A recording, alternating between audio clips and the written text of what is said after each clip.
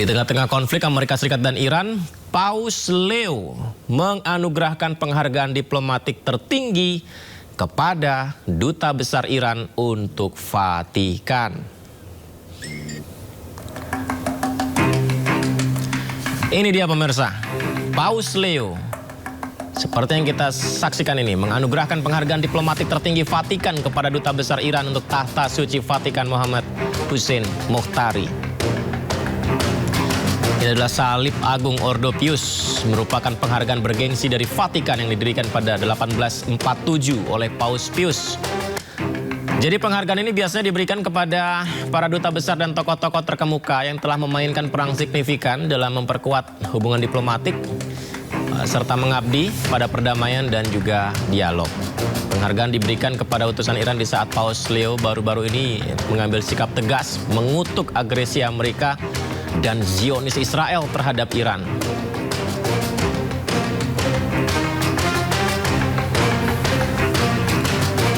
Bandara Internasional Israel Ben Gurion dilaporkan berubah menjadi pusat operasi militer Amerika Serikat. Aktivitas itu diprotes pejabat Israel karena mengganggu penerbangan sipil di sana. Seperti inilah pemandangannya pemirsa. Situasi Bandara Ben Gurion yang menjadi markas Amerika Serikat. Ya, kami mendengar kabar bahwa sejumlah pejabat Israel kesal katanya karena kok Bandara Ben Gurion yang selama ini jadi pintu utama mobilitas global Israel, penerbangan sipil malah berubah drastis jadi pusat operasi militer Amerika. Ya, kekecewaan ini bisa kita saksikan ketika dalam perubahan terlihat sejumlah pesawat militer Amerika ditempatkan di bandara itu. Tentu aktivitas militer di bandara ini mengganggu penerbangan sipil dan mengancam maskapai penerbangan karena ada otoritas penerbangan, kemudian sinyal yang juga akan terganggu di sana ya. Ada penyesuaian lagi. Perang Israel Amerika Serikat melawan Iran sejak Februari lalu memang mempengaruhi penerbangan sipil. Banyak sekali maskapai penerbangan Israel merelokasi pesawat mereka akhirnya ke luar negeri dan banyak diantaranya bahkan hingga sekarang belum kembali.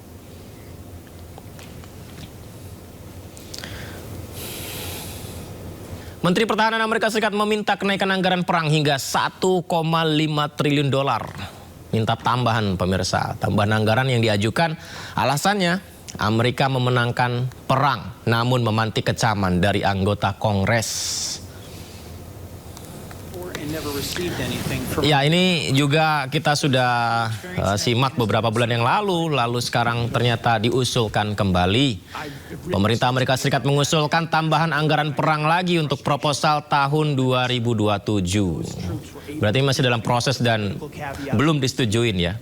Masih dalam proses pengajuan dan juga sedang dipertimbangkan. Tidak tanggung-tanggung pemirsa, rencana alokasi anggaran perang mencapai 1,5 triliun dolar untuk pertahanan. Ya, kita lihat barusan Menteri Pertahanan Amerika Pete Hegseth mengklaim tambahan itu untuk Amerika meraih kemenangan besar di medan perang. Tapi ya netizen banyak yang mengecam hal ini termasuk dari anggota Kongres Amerika juga. Bahkan Pete Hegseth kabarnya sempat emosi saat salah satu anggota Senat mencecarnya dengan pertanyaan soal anggaran perang ini. Those troops were able to do because of the political caveats, rules of engagement, and limits that came from their cabinet. United States Senate, 74 days in, and you're talking about strategic loss. We have the ability to defeat a 47-year threat of a pursuit of a nuclear weapon. We have more leverage than we've ever had. We've had incredible battlefield successes, and you're talking about a strategic loss, cloaked in disingenuous questions. Mr. Secretary, this is how you undercut efforts that could otherwise and are otherwise being very effective. Kementerian Pertahanan Rusia mengumumkan keberhasilan atas uji coba rudal balistik antarbenua RS-28 Sarmat atau Satan 2. Rudal super berat ini diklaim sebagai rudal terkuat di dunia.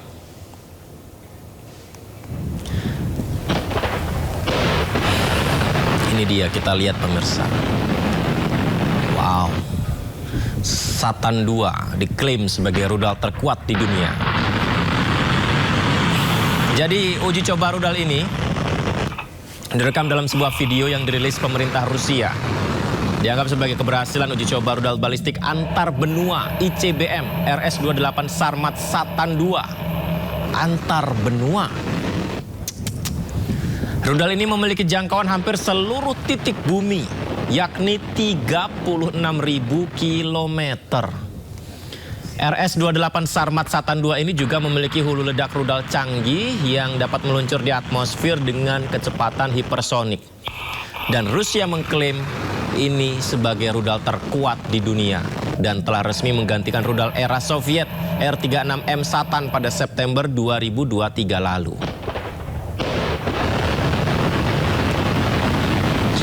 Во-первых, это самый мощный ракетный комплекс в мире, не уступающий по мощности стоящему у нас на вооружении ракетному комплексу «Воевода», как только что было сказано, еще советского производства.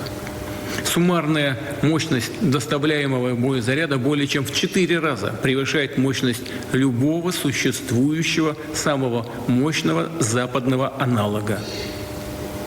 Во-вторых, и это главное, ракета может двигаться не только по баллистической, но и по суборбитальной траектории. Что, в-третьих, позволяет обеспечить дальность применения свыше 35 тысяч километров с одновременно улучшенными в 2 раза характеристиками по точности. И, наконец, с возможностью преодоления всех существующих и перспективных систем противоракетной обороны.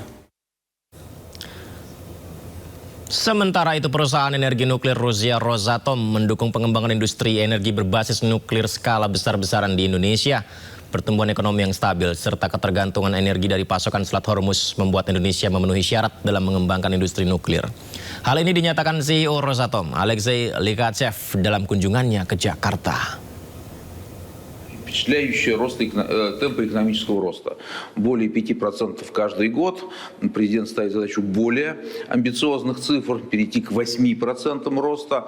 А это значит, что нужны огромные объемы электричества. Чистой, устойчивой электроэнергии. Свою ложку дегтя в эту историю добавил конфликт в Ормузском проливе. Как известно, 25% нефти, 30% СПГ. Индонезийцы получали из этой территории, получали с месторождений Персидского залива. И это, конечно, является дополнительным энергетическим вызовом, на который надо отвечать. Атомная энергетика как раз лучший ответ на эти технологии.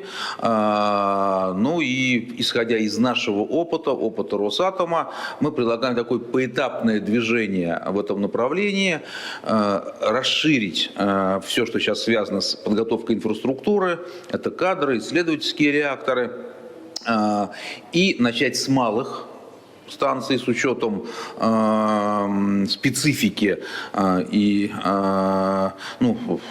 со большого количества береговой линии, островов в этом индонезийском архипелаге. Мне кажется, плавучие станции будет самое такое приемлемое решение на первом этапе, а потом уже перейти к большой мощности.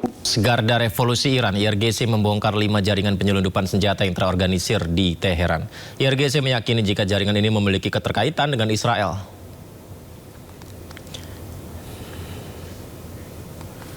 Ya, pemirsa, IRGC bongkar jaringan penyelundupan senjata. Informasi yang kami dapatkan, sebanyak 20 orang yang kami dapatkan laporannya diduga terafiliasi dengan kelompok teroris dan jaringan penyelundupan senjata internasional diringkus oleh Korps Garda Revolusi Iran. Saat penggerebekan, seperti yang disaksikan, ditemukan lebih dari 50 pucuk senjata api berbagai jenis, 70 kg bahan peledak, serta hampir 2.000 butir amunisi dan perlengkapan militer lain. IRGC Provinsi Teheran meyakini kelompok-kelompok ini bertugas menciptakan ketidakstabilan serta gangguan keamanan di wilayah Iran atas arahan pihak asing, yakni Israel. Ya, sebuah video dirilis IRGC menampilkan upaya penyelundupan senjata api ke Israel. Inilah dia pemirsa, belasan senjata api yang disita IRGC ditampilkan di atas meja. IRGC mengklaim belasan senjata api ini disita setelah mereka melakukan pengawasan terkait penyelundupan senjata api ke Israel. IRGC mengklaim mereka membongkar 5 jaringan yang terlibat penyelidikan senjata terkait dengan Israel.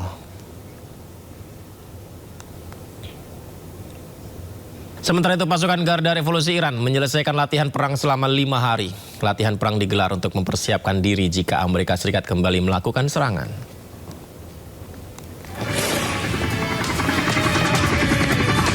Pasukan Garda Revolusi Iran menggelar latihan perang untuk mempersiapkan diri jika Amerika Serikat kembali melakukan serangan. Latihan pasukan militer Iran digelar selama 5 hari di wilayah Teheran. Pada latihan ini, pasukan Garda Revolusi Iran juga melakukan latihan serangan drone terhadap sasaran helikopter milik Amerika Serikat. Selain itu, pasukan militer Iran juga melakukan latihan pertahanan di darat untuk mencegah musuh yang akan mencoba memasuki wilayah Iran.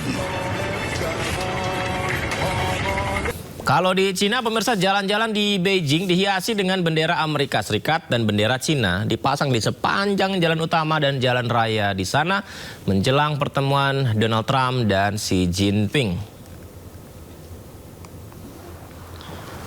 Ya, ini dia kita lihat ya, di jalanan dipasang bendera Cina dan bendera Amerika. Menarik judulnya ya, Trump bertemu Xi Jinping. Bahas apa? Trump diperkirakan akan tiba di Cina pada 14 Mei. Dalam kunjungan ini kedua negara akan fokus membahas hubungan perdagangan, membahas kerjasama ekonomi, dan juga membahas diskusi strategis lebih luas antara Washington dan Beijing. Nah, kunjungan ini diperkirakan mencakup pembicaraan tingkat tinggi juga, pemirsa, antara Presiden Cina Xi Jinping serta pertemuan dengan para pejabat senior Amerika Serikat yang mendampingi Trump, termasuk anggota tim ekonomi dan keamanan nasionalnya. Kunjungan diduga juga akan membahas mengenai konflik Iran, isu senjata nuklir, hingga membahas ketegangan di Taiwan. Ini menjadi kunjungan pertama Presiden Amerika Serikat ke Cina dalam hampir 1 dekade. Lantas bagaimana dengan pengamanannya? Pemirsa, Hotel Four Seasons dan Kempinski di Beijing menjadi titik pertemuan antara Donald Trump dan Xi Jinping. Kita lihat bagaimana pengamanan ketat ya. Petugas-petugas dan tim intelijen di sana sudah dikerahkan, seluruh aspek keamanan di sekitar area hotel, termasuk sejumlah akses umum di sekitar hotel diperketat dan ditutup sementara. Tidak hanya itu, seluruh petugas juga berjaga di setiap sudut-sudut jalan kota.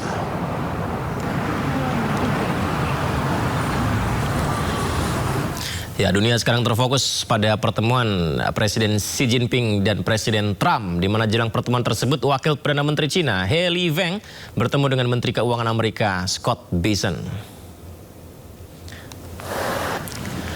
Kedua pejabat bertemu di Incheon, Korea Selatan untuk melakukan pembicaraan dagang.